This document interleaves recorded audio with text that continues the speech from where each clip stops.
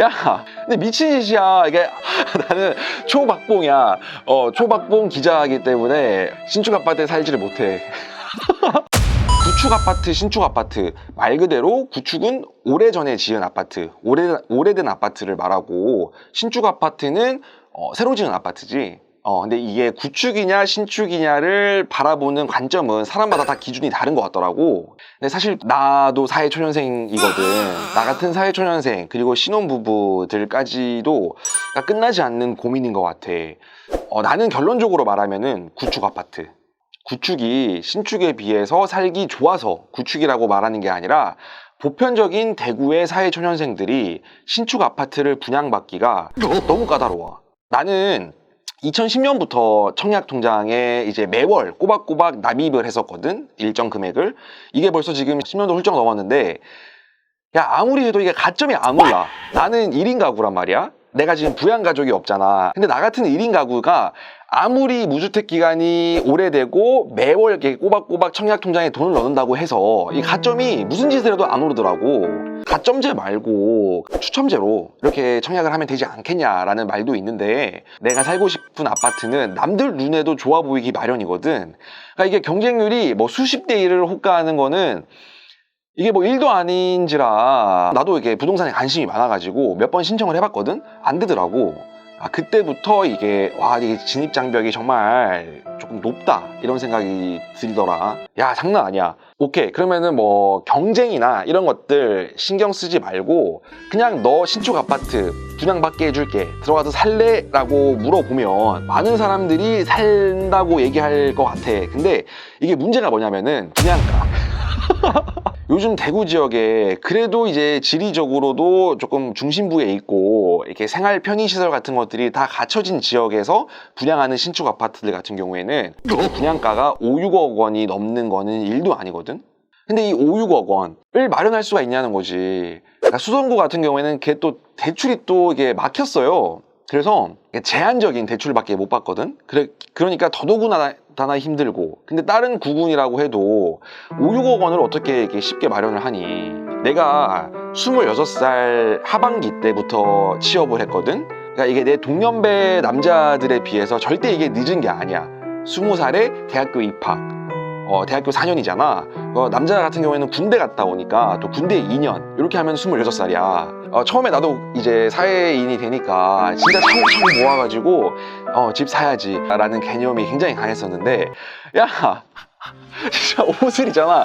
내가 옷을 1년 동안 단 한 벌도 산 적이 없었어. 그렇게 돈을 모았거든. 근데 미친 짓이야. 이게 뭐지, 아무리 미친 듯이 돈을 모아도 이 6억 모은다는 거는 우리 같은 이게 평범한 직장인들이 할 수가 없는 거더라고. 맞아. 얘들아, 단적인 예로 달서구 용산동에 X 아파트가 있어. 근데 그러니까 길 하나를 옆에 두고 위치한 이 25년 차 구축 아파트, 바로 옆에 구축 아파트가 있어. 그러니까 사실상 이 X 아파트와 J 아파트는 뭐 같은 생활권이잖아. 역세권, 꾼, 또 이제 편의시설 같은 것들을 똑같이 누리는 사실상 동생활권 아파트인데 이렇게 가격 차이가 심하게 나더라니까. 야, 장난 아니야. 그거는 그러니까 실제로 대구 지역에 입주 1년 미만 아파트 매매가가 분양가 대비 40% 더 높았다라는 자료 결과가 있거든. 부동산 정보 서비스 업체 이 직방에서 조사를 해서 올해 초에 발표한 건데 대구 신축 아파트가 분양가 대비 이제 매매가 상승률이 지방에서는 세종시 다음으로 높았대. 근데 이게 그 금액으로만 보면은 지방에서 제일 높았어. 가장 많이 돈이 올랐다라는 뜻이거든. 직방 조사 결과를 보면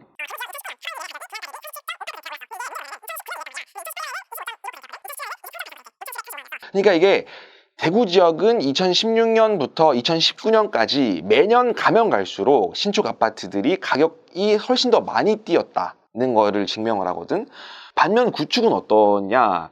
구축은 오름세가 더디지. 아무래도 헌 아파트잖아. 심지어는 지역에 따라서는 가격이 오르지 않고 정체하거나 내려가는 수도 있어. 그럼 지금부터 이제 차곡차곡 모아서 신축이 투자 대비 더 좋으니까 내가 돈을 모아서 이렇게 신축 아파트 살 때까지 모아야겠다. 모아서 한 방에 신축 아파트를 사야겠다라고 생각할 수도 있잖아. 절대 안 돼.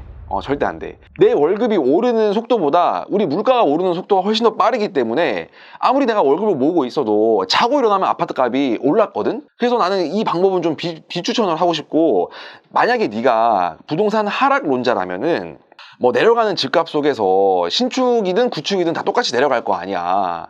그러니까 난 또 큰 문제가 없을 것 같아. 그에 대해서는 구축, 신축 나눠서 신축이 꼭 투자 대비 효율이 좋다 라고 말하기에는 조금 무리가 있을 것 같고, 근데 구축도 구축 나름이야. 이게 또 요즘 재개발, 재건축이 되게 핫하잖아. 그래서 진짜 입지 좋은 곳에 좀 낮은 층에 이런 아파트들은 재개발, 재건축 호재도 있기 때문에 가격이 굉장히 센 구축들도 있거든. 그래서 이거는 뭐 투자 대비로 본다면은 신축 아파트 가격 오름세가 지금까지는 더 빨리 올라가는 게 맞았는데, 앞으로는 어떻게 될지 정확하게 예상을 할 수가 없고, 단지 그 이유만으로 신축 아파트를 사야 된다, 이거는 조금 현실적으로는 힘들지 않을까라는 생각을 하네. 야, 장난 아니야. 일단 나는 신축 아파트에 살지를 못해. 나는 초박봉이야. 초박봉 기자이기 때문에 굳이 뭐 돈 많이 벌잖아. 아니야. 이게 이제 언바언입니다. 언론사 바이 언론사인데, 일단 나는 박봉이거든.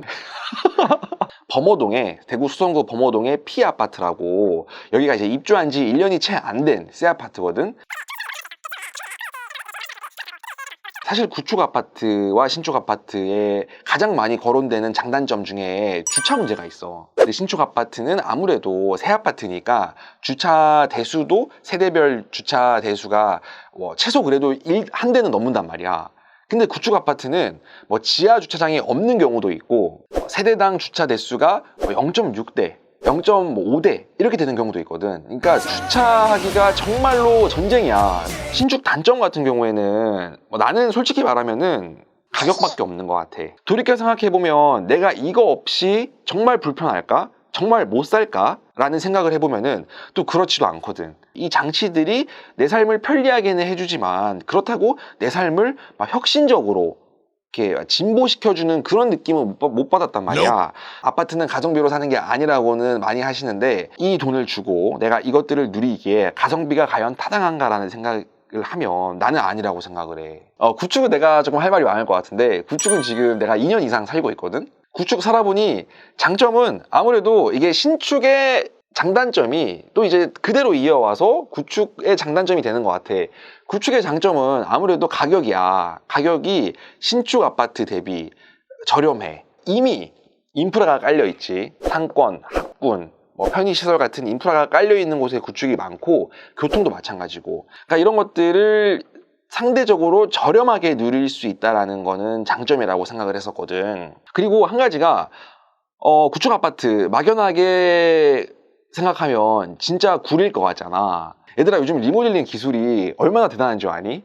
나도 집을, 정말 많은 집들, 구축들을 돌아다니면서 봤었거든. 진짜 이게 경상도 사투리로 메란 없다 그러잖아. 진짜 메란 없는 곳도 있고, 한 번도 안 고친 아파트의 경우에는 와, 여기서 사람이 어떻게 살지?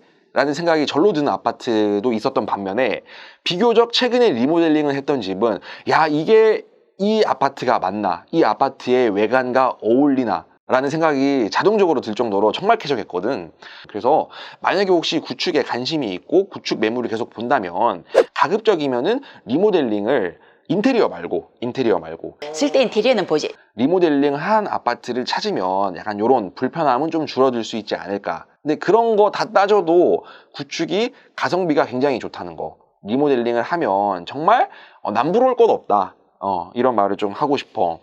그리고 그런 말들 되게 많잖아. 물의 이물질, 아니면은 구축 중에서도 고층의 경우에는 수압이 되게 약하다, 이런 말들도 많은데, 이것도 근데 아파트마다 다른 것 같아. 아파트 나름인데, 나 같은 경우에는 대구시에서 정기적으로 이 배수관로 교체 공사를 한다대.